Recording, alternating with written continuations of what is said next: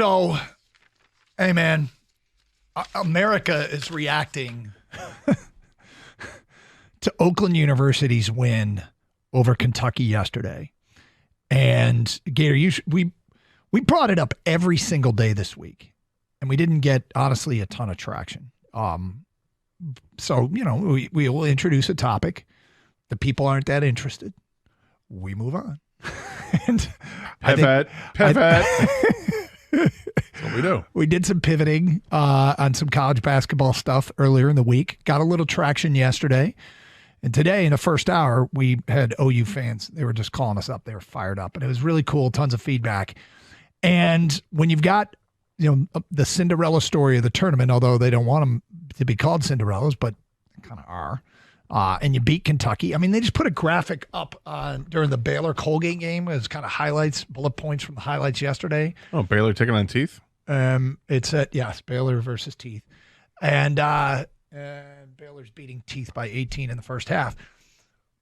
But they put a graphic up. It said, Jack Gohlke puts Oakland on the map. And then parentheses, it said, it's in Michigan, which is pretty funny. But yeah, we kind of watched him throughout as it got late into the season, thinking this guy might be a story. Wait a sec, this guy could be that March Madness guy that catches America and becomes the darling of the tournament. And I've said it before, he's got a Greco-Roman vibe to him. He looks more like he can go out on the mat and win you the heavyweight division than he does a basketball player. And he takes ridiculous shots. And he was on with the morning show, and John Jansen asked him, where did you find Jack Gohlke? Here's the story. He looks like David Putty from Seinfeld, who was Elaine's boyfriend and one of the great, maybe underrated characters, in my opinion, in the history of television. Car salesman. I absolutely loved. Yeah, that's right. You do a pretty good Putty. It's one line. That's all you got to say. He's fun. Yep. Gohlke's. Yeah. High five. Gohlke is... he's fun to watch. He just does not look like he's supposed to do what he does. Like, what's this? Oh, is this their enforcer? Who's Bruiser out there? What's he going to do? He's not going to launch a 23-foot shot. He's not going to make it. Oh my God. Then do it 10 times. He banked one in last night. He was taking covered threes. He was fading left. He was a fade away. He was unconscious, as Coach said there. And the most incredible stat maybe in the entire sport is that Jack Gohlke this year took 365 shots from the field. 8 2-pointers. Campy said earlier in the week, if he takes a 2-point shot, he's coming out of the game going right to the stationary bike. It's not what he's there for. And he's not the star of the team. The star of the Horizon League Player of the Year is Trey Townsend. And Trey Townsend, when Gohlke came in the game and immediately bang, bang, bang, hit a bunch of threes, it opened everything up for Trey Townsend. In the first half, Kentucky ran 5 different defenders at Jack Gohlke, and it didn't slow him down. After the game, watching Calipari talk, he said, look, we played a box, and we eventually went to a box and won on a guy who was at Hillsdale. I wonder if anybody saw him play at Hillsdale.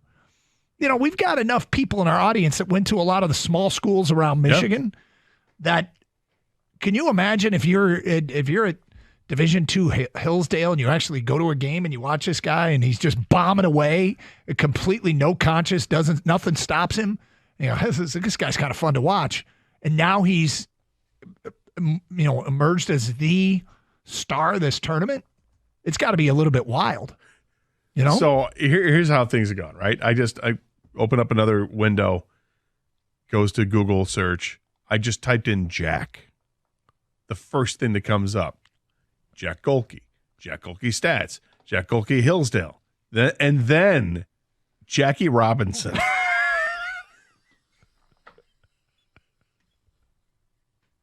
I mean, what? You type in Jack, it comes up before Hall of Fame, legendary figure in the country. What about Jack Kennedy? Where's that? Yeah, Jack Nicholas. I mean, no, it's Jack Gohlke stats, Jack Gohlke Hillsdale, Jackie Robinson. And then it's Jack Gohlke basketball. Hilarious. I was curious. I wanted to see what his stats were at Hillsdale? At Hillsdale. I bet he shot a bunch of threes. Not as many as you think. No? No. He was his last season, 2020, the 22-23 season, played 30 games. And he attempted 8.2 3-point shots per game. That's it. And he knocked down 3.3 of them for 40% average. He only scored 14 points a game. In the year before that, 9.6 points a game. He didn't take a 2-point shot till the 6th game of the season. It was just bombs away. All right, more here from Coach Campy on the morning show. Look, he made a comment last week that he was hoping they get to practice in their own gym again. Meaning you go to Pittsburgh, you win 2 games, you come back, you practice in your own gym, getting ready for the Sweet 16. Can they do it? Can they get to the Sweet 16? Here's what the coach told the morning show. There you go. I mean, he gave the blueprint. Was it Sunday night you saw him? Yep. On Sportsworks? Yep. And he gave the blueprint to how he thought they could beat Kentucky. And now there's his blueprint as to how they can beat NC State. Next up. Well, I don't think NC State is going to hand the ball to a referee after the first shot of a 1-on-1 doesn't go in. Well, it was a 3-point play, and that was and for people who missed it last night, I made this point earlier. Gotcha. It was a telltale sign that Kentucky wasn't taking Oakland University seriously, because I don't think this happens if it's Duke or Michigan State or Kansas lined up across from them. Trey Townsend made a basket, got fouled. He had 1 free throw.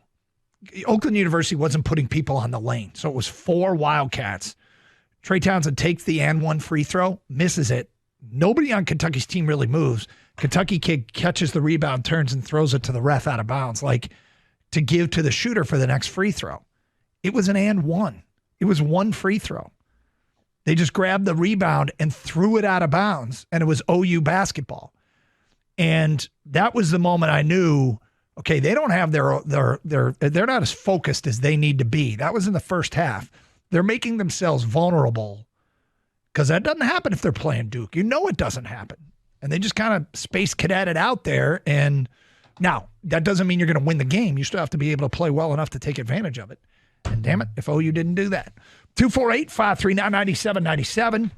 It's Carson Anderson. Anybody making the trek down to Pittsburgh now? Have you decided? I'm road tripping, because I bet that arena is jumping when Golden Grizzly fans come tomorrow. Yeah, it should be. So either yuns or youts. Because that's what they do in Pittsburgh.